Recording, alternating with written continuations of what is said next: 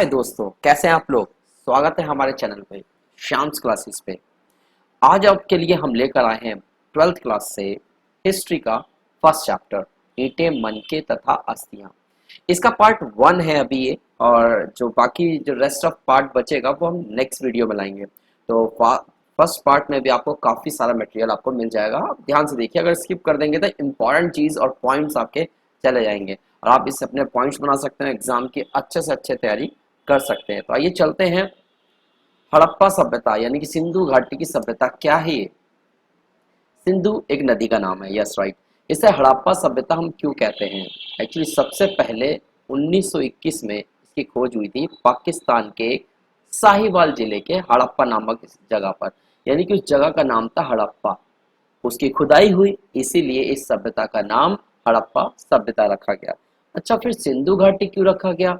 भाई 1922 में जब मोहनजोदड़ो और अन्य स्थानों का पता चला तो वो सिंधु घाटी के इर्द गिर्द था ये सभ्यता, इसीलिए इसी सभ्यता का नाम सिंधु घाटी की सभ्यता रख दिया गया। यानी कि सिंधु नदी थी एक, जिसके जो आज पाकिस्तान में है, यस राइट, उसके आसपास ये सभी सभ्यताएं पाई गई, इसीलिए इसका नाम हड़प्पा और मोहनजोदड़ो इन सभ्यता सिंधु सभ्यता कहा गया, सॉरी सिंधु घाटी की सभ्यता कहा गया।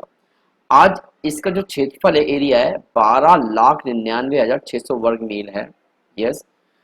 तो हड़प्पा सभ्यता, इसे सभ्यता क्यों कहा गया?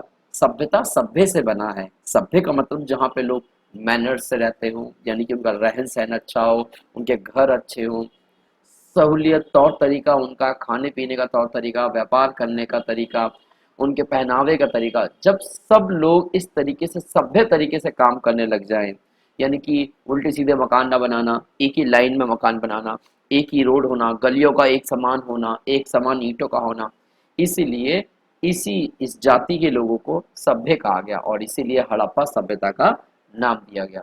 आगे चलते हैं। हड़प्पा सभ्यता की जो खोज की गई थी उसका श्रेय किसे जाता है? 1921-22 में दयाराम साहनी, राखल दास बनर्जी और सर जॉन मार्शल, इनके नेतृत्व में हुई थी। यस, ये तीनों की मेन उससे मतलब एक दूसरे की साझेदारी से 1921 और 22 में इन हड़प्पा सभ्यता की खोज हुई। खोज के लिए कौन कौन से स्रोत, यानी कि कौन कौन से चीजों से पता लगाया गया कि हड़प्पा सभ्यता है यहाँ पर? सबसे पहले जब खुदाई की गई तो बड़ी सारी इमारतें मिली गई, जिससे पता चला हड़प्पा सभ्यता किस प्रकार की थी, राइट। हाँ, खुदाई करते समय वैसे 7 बार कंटिन्यू खोदा गया था, ऐसा लग रहा था समुद्र, मतलब 7 बार ये बाढ़ में दब गया था, राइट। ओके, यहाँ मिट्टी के कुछ बर्तन मिले थे जिनका प्रयोग हड़प्पा संस्कृति में होता था, और इनके द्वारा प्रयोग किए जाने वाले औजार मिले हमें, मतलब खुदाई करने पर, जैसे कि मुर्दा जो लोग पड़े थे उसमें खुदाई करी गई, शवों की खुदाई की गई, तो वहाँ औजार मिले थे। इनके द्वारा पहने गए आभूषण पता चले कि हाँ भाई ऐसे आभूषण पहनते थे। कुछ टूटी हुई मूर्तियां भी मिली थी और वहां पर कुछ मोहरें भी मिली थी। प्रयोग करते होंगे ये, व्यापार के लिए भी कई सारी चीजों के लिए इनका प्रयोग करते थे, आगे इसके बारे में हम पढ़ेंगे। तो ये सारे स्रोत थे जिससे हड़प्पा सभ्यता के बारे में हमें पता चला। इन पॉइंटों को आप नोट कर सकते हो, इजी से याद होगा, आपको रट्टाफिकेशन करने की आवश्यकता नहीं होगी। आगे चलते हैं।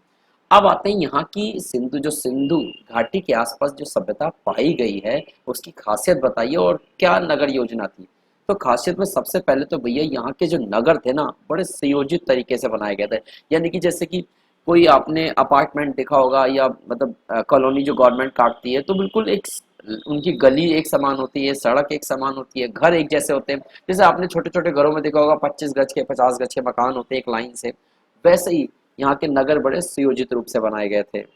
ओके, यहाँ की जो सड़कें थी एक दूसरे को समकोण काटती थी, यानी कि गांव जैसा होता है, टेढ़ी मेढ़ी गलियां होती है, सड़कों का नहीं पता होता, अपनी गलियां सही नहीं होती हैं, कहीं बड़ी होती है कहीं पतली होती है, लेकिन यहाँ की सड़कें एक दूसरे को समकोण काटती, यानी गलियां सीधा सड़क से मिलती थी, कोई टेढ़ा मेढ़ा नहीं था। ओके, यहाँ तक कि मोहनजोदड़ो में जो सबसे चौड़ी सड़क थी वो 10 मीटर से भी बड़ी थी, यानी कि 12 तक मानी गई है।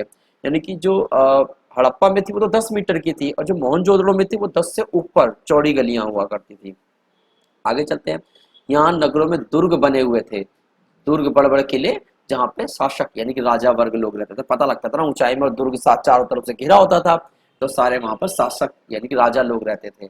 और दुर्ग के बाहर निचले स्तर में, थोड़ा नीचे की तरफ था, नीचे की तरफ ईंटों के मकानों वाला शहर बसा हुआ था जहां पर नॉर्मल लोग रहते थे, यानी सामान्य लोग, आम जनता लोग रहते थे, यानी कि दुर्ग से नीचे की तरफ।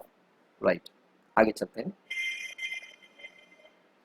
यहाँ की सड़कें जो थी ईंट बिछाकर बिछाई जाती थी, ईंटों को, जैसे आपने गांव में देखा हो, खरिंजा नहीं होता, ईंटों को बिछा देते हैं, वैसा ही था। ठीक है, वैसे यहाँ भी बिछाकर बना गया था, यानी कि पक्का नहीं बनाया गया था, पक्की नहीं थी। हाँ बिल्कुल। और सिंधु सभ्यता के प्रत्येक भवन में स्नानागार, घर के गंदे जल की निकासी के लिए नालियां बनी थी, यानी कि यहाँ पर हर भवन में एक बड़ा नहाने का, यानी कि स्नानगार था, यानी कि आप बोल सकते हो उसे गुसल खाना। और वहां से जो पानी निकलता था वो एक गली में नाली में निकलता था, यानी कि दीवार से सटी हुई नाली थी, बिल्कुल नाली वगैरह भी थी उस समय, इतनी सफाई का ध्यान देते थे ये लोग। और कई घरों में तो बड़े बड़े कुएं भी मिले हैं। और भवन निर्माण के लिए पक्की और कच्ची दोनों तरीके की ईंटों का प्रयोग करते थे। ऐसा क्या कहा जाता है, जो थोड़े अमीर लोग थे वो पक्की ईंटों का प्रयोग करते थे, और जो गरीब तबके के लोग थे वो कच्ची ईंटों का प्रयोग करते थे। और ईंटों पर किसी तरीके की सजावट नहीं थी, यानी कि ईंटों पर डिजाइन नहीं, जैसे आज की ईंटों में होता है बीच में वो एक डायमंड सा खांचा होता है, उसमें लिखा होता है KB H कुछ करके डिजाइन, पहले उसमें नहीं था। लेकिन हाँ, कालीबंगा में जब खुदाई हुई ना, वहां के फर्श की जो ईंटें थी उन्हें निकाला गया तो वो डिजाइन वाली थी, अलंकृत करा हुआ था, यानी कि एक अलंकृत मतलब होता है डिजाइन बना के, जैसे दग्गे बना देने, जैसे कि आपने पहिए देखे होंगे, ट्रैक्टर के पहिए होते हैं उसमें डिजाइन नहीं बने होते पहियों में, उसी तरीके से ईंटों में भी डिजाइन बना होता था। और यहाँ के मकानों की जो बात करते हैं, अगर मान जोड़ने के लिए मिट्टी के गारे का प्रयोग करते थे, कहीं कहीं तो जिप्सम का प्रयोग किया गया, मतलब कई कुछ घरों में जिप्सम, बड़े बड़े घरों में जिप्सम यूज किया गया, और जो नॉर्मल साधारण घर थे उनमें मिट्टी के गारे का प्रयोग कर लिया गया है। आगे, दीवारों के मध्य में दरवाजा ना होकर, खास बात, इनका दरवाजा जो था मध्य में ना होकर, यानी कि जैसे कई मकान बनाते हैं उसके बीचों बीच एक बड़ा सा गेट नहीं बनाते, ये नहीं बनाते थे ऐसे एक किनारे पर दरवाजे करते थे ये, थोड़े से, यानी कि ये इनका दिमाग थोड़ा सा वैसा था, यानी कि जिसे हम कहते हैं ना अंधविश्वासी टाइप का थोड़ा सा। हाँ, भवनों में खिड़कियां का निर्माण नहीं होता था, और खिड़कियां भी कहाँ बनाते थे, ऊंचाई पे, माल गोडाउन में होता था। शायद रसोई, और जैसे कि ना रसोई घर में देखा गया है ना स्नानगार में देखा गया है, तो ऐसा लगता होगा कि खिड़की से कोई झांक ना ले हमारे, मतलब निजी मामलों को देख ले, ऐसा कुछ इसलिए नहीं होती थी, ऐसा माना गया, लेकिन ये पक्का नहीं है। यहाँ के कुएं वृत्ताकार पाए गए, कुछ अंडाकार भी हैं। ज्यादातर कुएं जो 91 मीटर व्यास वाले, यानी काफी चौड़े होते थे, और तो छोटे होते थे वो 61 मीटर वाले, कुछ 2.13 मीटर व्यास वाले भी है, बहुत ही छोटे होते थे, यानी कि बाल्टी डालो बस निकाल लो। जो 91 मीटर वाले उसमें तो सीढ़ी भी होती थी, आप जा सकते थे नीचे उसमें लोग, और ऊपर पानी साफ भी कर सकते थे। अब आते हैं यहाँ का आर्थिक जीवन, यानी इकोनॉमी कैसी थी, क्या करते थे ये लोग इकोनॉमी के लिए। तो सबसे पहला पॉइंट आता है कृषि, खेती थी मेन इनकी आर्थिक जीवन के लिए, यानी कि जो गुजारा करने के लिए होता है वो कृषि थी।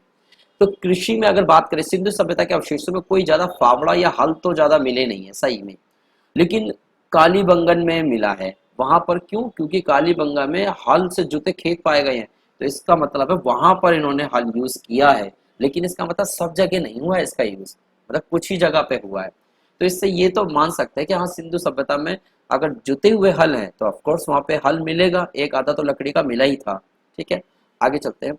यहाँ के लोग जो थे ना अपनी आवश्यकता से भी ज्यादा अनाज पैदा करते थे, यानी कि आत्मनिर्भर नहीं थे। आज के समय में जैसे पहले अभी हमने पढ़ा था, हमारी जो कृषि थी पहले, तो आत्मनिर्भरता थी, लेकिन अब नहीं, ये लोग अनाज पैदा करते थे जो शहरों में रहने वाले लोगों को काम आता था, उनको देते थे, इससे उनको कुछ पैसा या मोहरें मिलती थी। अगला, यहाँ के लोग जो गेहूं, राई, मटर, ज्वार, तिल, चना, कपास, खजूर, तरबूज ये सब पैदा करते थे। ये कृषि के लिए पॉइंट पूछा जाता है आपका, ये 3 नंबर में क्वेश्चन आ सकता है, आप पॉइंट लिख सकते हैं। आगे है, सिंधु सभ्यता के लोग थे जो कपास पैदा करने वाले सबसे पुराने लोगों में से था। आप ये पूछ सकते हैं कि यानी कि सबसे पहले कौन सी सभ्यता थी जिसने कपास पैदा किया था, यानी सिंधु सभ्यता के लोग थे जिन्होंने कपास, सबसे पुराने लोगों में से थे, यानी कपास की उपज यहीं से शुरू हुई थी। ओके, लोथल और रंगपुर में तो धान की उपज की प्राप्ति हुई, धान की उपज की प्राप्ति हुई, यानी कि धान की उपज का मतलब है, धान तो आपको मालूम है चावल, जैसे वहां पर इसके कुछ दाने मिले हैं। ऊपर से राजकीय स्तर में अनाज रखने के लिए हड़प्पा, मोहनजोदड़ो और लोथल में बड़े बड़े अन्नागार बने, यानी कि माल गोडाउन होता है, यानी कि माल गोदाम कहते हैं राजकीय स्तर पे, यानी कि जब राजा जो था, पुरोहित लोग थे, ये अकाल पड़ जाता था कई बार, तो ये अनाज कहाँ से आया, तो ये अनाज को रखने के लिए बड़े बड़े माल गोदाम बनाते थे, और ये राजकीय होते थे यानी सरकारी, वहां पे रखते थे। सिंचाई के लिए नहर कुएं का पानी प्रयोग करते थे ये लोग। अब आते हैं हड़प्पा के उद्योग और तकनीक। जैसे हमने अभी बात कर रहे थे आर्थिक जीवन, तो आर्थिक जीवन हमने कृषि पढ़ लिया। चलो अब उनके उद्योग और तकनीक कैसी थी। भाई यहाँ के लोग तांबे के साथ टिन मिला लेते थे और उसे कांसा बनाते थे, कांसा धातु। कताई बुनाई भी यहाँ होती थी। बुनकर सूती और ऊनी कपड़े, मतलब ऊनी कपड़े, सॉरी ये ऊनी कपड़ा है, ऊनी, आप इसे ऊनी लिख लेना, ऊनी कपड़े बनाते थे। कताई के लिए तकलियों का इस्तेमाल होता था। ओके। कुम्हार जो थे चाक के इस्तेमाल से बर्तन बनाते थे। चाक मतलब आप समझते हैं ना, वो जो पहिया होता है वो। बर्तनों को चिकना और चमकीला बनाया जाता था। ठीक है, आगे चलते हैं। पत्थर, धातु और मिट्टी की मूर्तियों का निर्माण करते थे ये लोग। पत्थर से भी, धातु से और मिट्टियों से। लोहे की जानकारी नहीं थी इन लोगों को बिल्कुल। लोथल और चहुंदड़ों में बात करें तो मनके बनाने का कारखाना था। यानी कि क्वेश्चन आएगा मनके का कारखाना कहाँ था, लोथल और चहुंदड़ों में। यहाँ पर हाथी दांत का भी काम होता था। एक नंबर में ये भी पूछ सकते हैं हाथी दांत का काम कहाँ होता था। यस। हड़प्पा संस्कृति के लोग नौकाएं बनाते थे। यानी नौकाएं मतलब नाव, पानी की नाव, जिससे व्यापार करते थे एक जगह से दूसरी जगह जाने के लिए। आगे, सुनार, चांदी, सोना और कीमती पत्थरों से आभूषण बनाते। यानी कि उस समय सुनार भी थे, यानी कि सोना चांदी से अवगत थे, इन कीमती पत्थरों से ये सब आभूषण बनाते थे। अब आता है पशुपालन। कौन कौन से पशु पालते थे ये लोग। तो यहाँ के जो लोग थे, बैल, भेड़, बकरी, भैंसा, सुअर, हाथी, कुत्ते, गधे, ये सब पालते थे। और कुछ के तो चित्र भी मिले हैं, ऊंट, गैंडा, मछली, कछुए, इनका चित्र भी अब मिला है सिंधु घाटी की मुद्राओं पर। ओके। मेन खास बात, एक नंबर का क्वेश्चन पूछते हैं कि यहाँ के निवासियों को सबसे प्रिय कौन था। कुबड़ वाला सांड। यस, कुबड़ वाला सांड इनका बहुत ही प्रिय था। और उस वहां पर बिल्ली के पैरों के निशान भी मिले हैं। बिल्ली के पैरों के निशान, हाँ मिले होंगे बिल्ली के पैरों के निशान। इसका मतलब बिल्ली भी पालते थे। ये नहीं पता लगा पालते थे कि मतलब बिल्ली अब अपने आप भी मर सकती है। ओके। तो मोहनजोदड़ो से ही मिट्टी के एक घोड़े जैसी आकृति भी मिली है। घोड़े का अवशेष पता चले हैं, लेकिन ये नहीं पता चला इनको घोड़ों का यूज क्या करते थे, ये बिल्कुल नहीं पता लगा है। शायद घोड़े होंगे तो इन्होंने पाले नहीं होंगे, ऐसा हो सकता है, लेकिन इनकी हड्डियां मिली हैं। हाथी भी मिले हैं, गुजरात के क्षेत्र में पाए गए हैं ये। आगे चलते हैं, यहाँ की लिपि की बात करते हैं। यानी कि इसका मतलब पढ़े लिखे लोग थे ये। पढ़े लिखे लोग तो नहीं थे, लेकिन जो लोग व्यापार करते थे, बड़े बड़े व्यापारी थे, वो लोग लिपि तैयार की थी। उन्होंने अपने तरीके से तैयार कर ली।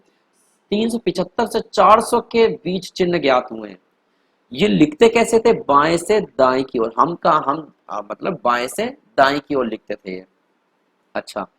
और सिंधु लिपि पढ़ पाने में अभी तक सफलता नहीं मिली है। यानी कि अभी तक कोई इसको पढ़ ही नहीं पाया। कहाँ से पढ़ पाएगा, अब वर्णमाला हो तो पढ़े, वर्णमाला लिपि ही नहीं है, ये चित्रों से बनी हुई है। अब चित्रों को कैसे पहचाने, किससे मिलाएं। तो वो चित्र नहीं, अब जो प्रकृति में उन्होंने बनाए होंगे अपने लिए बनाए होंगे। इसलिए अगर इस सभ्यता के बारे में नहीं पता लगा तो इसीलिए नहीं लगा क्योंकि हम इसकी लिपि को नहीं पढ़ पाए हैं। आगे चलते हैं। हड़प्पा संस्कृति के शहरों की जल निकासी। जल मतलब जो घरों का जल था वो कहाँ जाता था। पहले तो गलियों में भैया नालियों का निर्माण था। बिल्कुल सही बात है ना। गलियों की नालियां जो थी सड़कों की नालियों से मिल जाती थी। नालियों को पक्की ईंटों से ढके कर, मतलब बनी थी पक्की, ऊपर से ईंटों से ढक देते थे।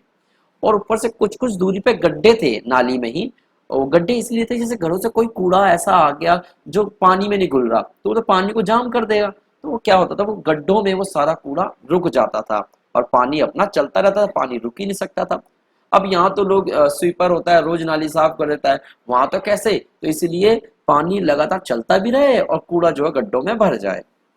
और नालियां मिट्टी के गारे और जिप्सम से बनी होती थी। जल निकासी का क्वेश्चन पूछ सकता है वो जरूर, ये पॉइंट आप बहुत इंपॉर्टेंट है, आराम से कर सकते हैं। आगे चलते हैं। यहाँ के रहन सहन, यहाँ के लोगों का रहन सहन कैसे था, क्या पहनते थे, क्या, तो रहन सहन में पहले वस्त्र आता है। भाई यहाँ के लोग सूती ऊनी वस्त्र पहनते थे। घाघरा शॉल औरतों का पहनावा था, घाघरा पहनती थी, शॉल डालती थी। और पुरुष जो थे नीचे तो धोती पहनते थे, ऊपर ऐसे ढीले वस्त्र पहन लेते थे ऊपर से ऐसे ही, या तो फिर कोई मतलब जैसे कि एक कपड़ा सा है, मतलब शॉल सा कंधे पे डाल लेते थे। फैशन कैसा था भाई, पुरुष जो था दाढ़ी मूछ रखते थे, बालों को संवारते थे, और महिला भी करती थी। आभूषण, पुरुष स्त्री दोनों ही गहने पहनते थे भाई, हार, बाजूबंद, अंगूठियां, चूड़ियां, पायल, ये दोनों ही पुरुष और महिला दोनों ही पहनते थे। अगला घरेलू वस्तुएं, भैया बर्तन मिट्टी के होते थे। बर्तन बनाने के लिए चाक मिट्टी का प्रयोग करते थे। कई जगह तो कांसा और चांदी इन धातुओं से भी बर्तन बनाए गए हैं, तो ये थोड़े से अमीर घरों में ज्यादा पाए गए हैं। ओके, अब इतनी सारी चीजें हमने पढ़ ली हड़प्पा में, या कोई तो ऐसा वहां पे व्यक्ति होगा जो ये सब मेंटेन कर रहा होगा। कौन होगा वहां पर? तो क्वेश्चन यही उठता है कि हड़प्पा सभ्यता में सच में शासक होते थे, राजा होते थे? अरे राजा नहीं होगा तो जंगल राज नहीं हो जाएगा? इतनी सभ्य लोग कैसे होंगे, इतनी तमीज कैसे होगी? इसका मतलब कोई तो होगा। हाँ, तो हड़प्पा सभ्यता में शासक थे, कैसे पता चला? पहला पॉइंट, खुदाई के समय एक पुरोहित राजा की मूर्ति मिली है। पुरोहित राजा मतलब जो बढ़िया ठाट बाट के कपड़े पहना है और बढ़िया, मतलब यानी कि बाकी मूर्तियों से अलग दिख रहा है वो, यानी कि पूरे कपड़े पहने हुए, सजे हुए हारों से, तो इसका मतलब वो कोई राजा ही होगा। ऊपर से विशाल अन्नगार और विशाल स्नानागार भी मिले हैं, यानी कि माल गोदाम किस लिए चाहिए था? अरे भैया, जब अपने घर के लिए चाहिए था वो अपने लिए यूज कर लेते, लेकिन इतने बड़े बड़े गोदाम बनाने की जरूरत क्यों थी? इसका मतलब वो किसी राजा ने तो बनाए होंगे ताकि लोगों को किसी आपदा के समय उनको वो अनाज मुहैया करा सके। और बड़े बड़े स्नानगार भी थे, इसका मतलब बड़े बड़े स्नानगार में राजा और रानियां ही नहाती थी।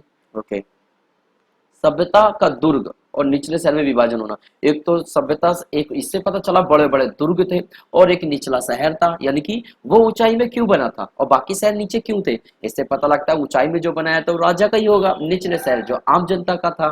ठीक है, वहां की जल निकासी प्रणाली पुरोहितों को दर्शाती है। जल निकासी, अगर जल निकासी यानी कि राजा नहीं होता तो जल निकासी ऐसे बनाता कोई? किसी कोई कहीं से भी गड्ढा कर देता है, पानी जाता रहता है। जैसे आजकल आपने देखा होगा ऐसी कोई कॉलोनी, कच्ची कॉलोनी होती है जहां पर मकानों का पानी बगल वाले मकान में गिर रहा होता है, जहां पे कोई बना ही नहीं होता बिल्डिंग, प्लॉट में ऐसी पानी भर रहा होता है, यानी कि वहां पे जब तक कोई राजा नहीं हो, तो इसका मतलब जल निकासी प्रणाली है, तो इसका मतलब राजा को दर्शाती है। वहां के ईंटों के साइज, ईंट की साइज की ईंटें थी, नहीं तो हर कोई अपनी कोई ऊंची, कोई चौड़ी, कोई मोटी ईंट ना बना लेता, सब ईंटें सेम थी, इसका मतलब तो है राजा था। ऊपर शहरों में ग्रिड प्रणाली, अब देखो आपने गांव में जहां मर्जी घर डाल लेते हैं, लेकिन जब कोई होता है वहां पे राजा या मुखिया, तो सारे मकान एक लाइन से बनाए गए थे। तो हड़प्पा में ऐसे ही सारे शहर एक जैसे थे, गलियां सड़कों पे मिल रही थी, तो इसका मतलब ग्रिड प्रणाली राजा के बिना तो हो नहीं सकता। ऊपर से व्यापार इतना बढ़िया तरीके से चल रहा था। कैसे चल रहा था? व्यापार में तो कोई भी लूट लेता, और क्या, कोई कम, किसको कौन बचाता? इसका मतलब राजा होगा तभी तो वो सुरक्षित थे। यस, इसका मतलब राजा था। अब बात करें, चलो राजा तो थे, इनके कार्य भी कोई होंगे। हाँ भाई, यही थे जो बड़े बड़े फैसले लेते थे, उन्हें लागू करते थे। नगरों की स्थापना के लिए योजना बनाना और शहरों में इमारत बनाना, बड़ी बड़ी इमारत मतलब सरकारी इमारत बनाना। कृषि और शिल्प उत्पादन के लिए प्रोत्साहन देना, लोगों को इतने सारे शिल्प करना, ये यानी कि जैसे मोती बनाना, मनके बनाना, ये सब, और कृषि को बढ़ाना। ऊपर से विदेशी आक्रमण से रक्षा करना, विदेशी आक्रमण यानी कि कोई विदेशी आक्रमण ना कर दे, तो इसके लिए विदेशी आक्रमण से रक्षा करना ये राजा का काम था। अगर अकाल पड़ जाए तो भोजन की पूरी व्यवस्था करना राजा का काम था। वो भी ईंटों के माप तोल की प्रणाली भी एक रूप रखना, ये कैसे? राजा ने, ये सब राजा के कार्य थे। तो ये था आज का, इतना हमने जो बताया आज आपको, ये सारा फर्स्ट पार्ट है। नेक्स्ट पार्ट में आपको और भी इंपॉर्टेंट क्वेश्चन मिलेंगे। अगर आप नए हो तो सब्सक्राइब कर लेना, क्योंकि नेक्स्ट वीडियो बहुत जल्द आने वाली है और उसमें काफी इंपॉर्टेंट क्वेश्चन आएंगे, क्योंकि जितने भी एक नंबर के क्वेश्चन पूछे जाएंगे वो उसी में से आएंगे, यानी कि इंपॉर्टेंट जो और एक्स्ट्रा होंगी वो उसमें डालने की पूरी कोशिश करूंगा। तो जल्दी से सब्सक्राइब कर लीजिए, अरे कर रखा है तो शेयर कर दीजिए, और लाइक भी कर देना और कमेंट कर देना कि वीडियो कैसे लगी, ताकि मैं थोड़ा मोटिवेट हो जाऊँ, नेक्स्ट वीडियो में जल्दी से बना दूँ। सो मिलते हैं नेक्स्ट वीडियो में, तब तक के लिए धन्यवाद।